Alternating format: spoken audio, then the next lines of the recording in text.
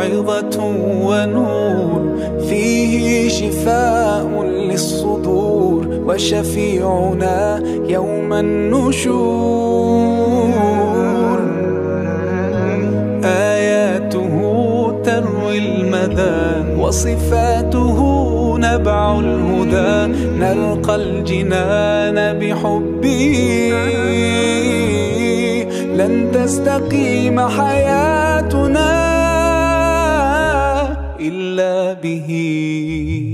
هو القرآن والفرقان، إليه تنصت الأكوان، وفيه تعطر الآذان. والقرآن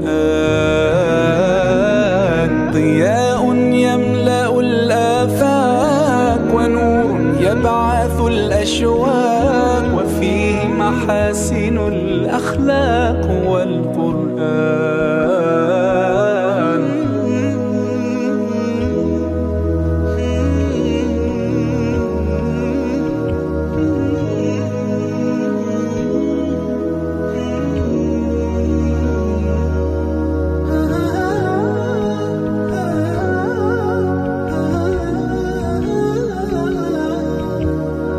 كم يهتدي الحيران فيه، والنفس كم حنت إليه، يعلو ولا يعلى عليه.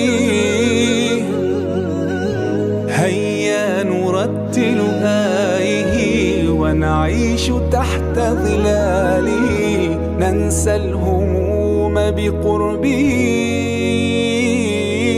لن تستقيم حياتنا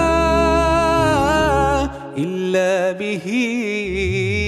هو القرآن والفرقان، إليه تنصت الأكوان، وفيه تعطر الآذان. والقرآن ضياء يملأ الآفاق، ونور يبعث الأشواق، وفيه محاسن الأخلاق. والقرآن